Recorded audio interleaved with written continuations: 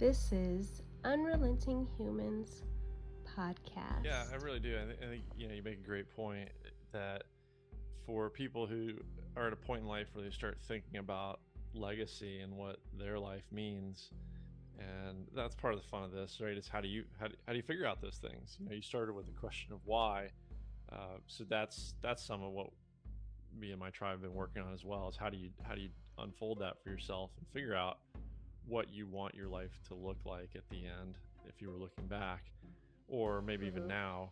What would you look back and tell a younger version of yourself if you could? So it starts to put some perspective on how you want life to look by design, what you want legacy to look like. And gosh, what better legacy than kids, right? And leaving the world a better place through the next human that you have the honor to help bring into the world and raise. And yeah, I mean, to your question, absolutely. So you gotta pick your niche, and so, like, if you ask me what's a good way to apply some of these same tools through music or creative arts, it's not something that I personally have as much experience with, and I don't have a great answer off the top of my head. But when it comes to maybe the difference between team sports and something that's a more individual sport, maybe saying team sports is the wrong way to say it. So, like, here's a couple examples.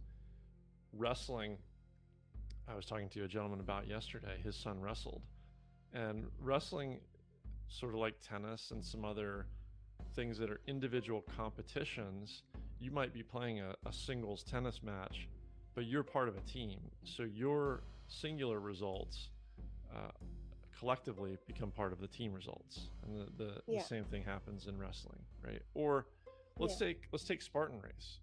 There is no team, right? Unless we're talking about the para-athlete category or something like that. But for our Spartan kids, they are running that race to individually try to place first, second, third, or the best that they can.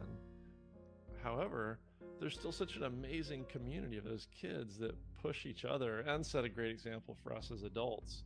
So I definitely don't limit it to participating literally in a team sport. I think there's so many ways just to use, as we use metaphors in Spartan, obstacles in Spartan as sort of metaphors for life's obstacles, because some are easier for you than they are for others, and vice versa. And some will knock you down and you'll fail, or sometimes you just have a good day or a bad day or get lucky. Like, that's all the kind of stuff that happens in different ways in our lives. So yeah, we can absolutely still use I think the same tools and teaching and opportunities really in any type of sport. Yeah. Okay.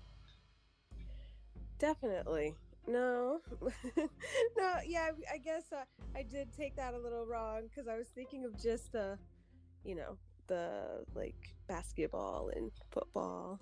No, I mean, you took it the way I said it, and that's on me. I think that comment, or the way I said it, probably reflects a little bit more of my uncertainty of what, okay, great, we create it. What's the best way to roll it out? So when you have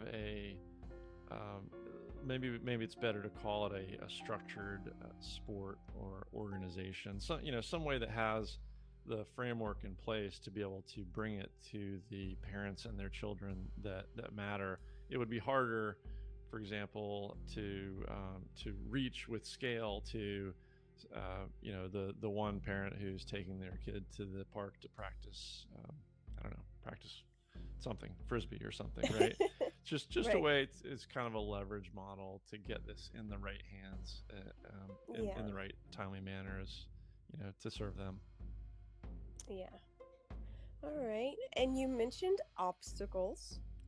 As you know, we know each other through mutual friends from Spartan or Spartan races. Oh, yeah. And what is your hardest obstacle? What obstacle on the course is most challenging for you?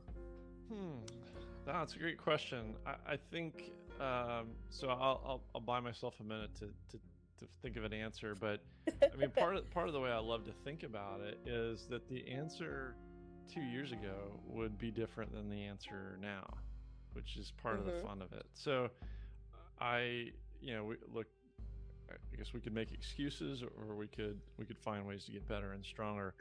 I I just, I'm bigger and taller, so I carry more weight than some of the athletes that might be physically a little more inclined to this sport, which is running long distances quickly and then maneuvering through obstacles. There aren't that many super heavy obstacles. So for a bigger guy, moving something heavy like a 90, 100 pound rock or a 400 pound tire is not as big of a deal as it is for a 135 pound guy.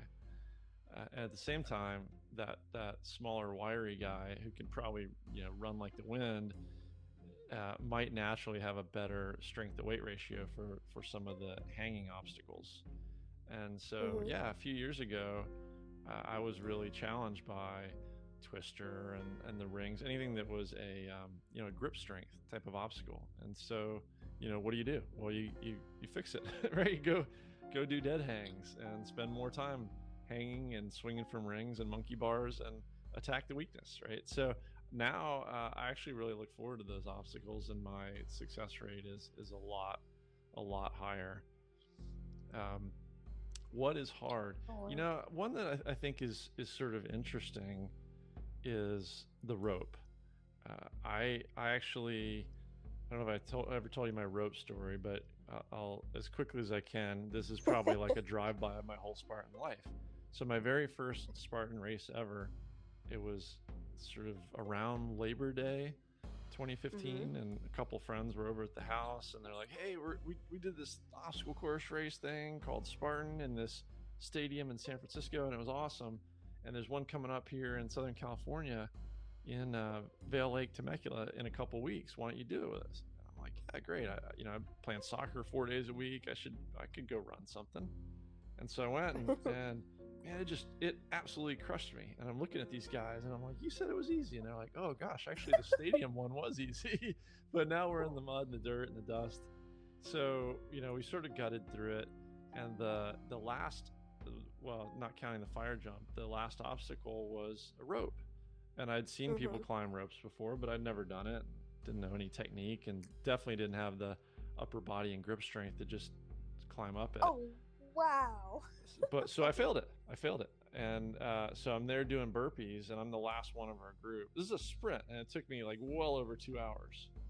And somebody from my group was like, "Dude, just don't worry about it. Don't do the burpees. Just come on, let's finish."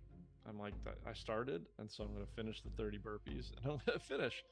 And it just, the whole thing was so amazing, but it was so challenging.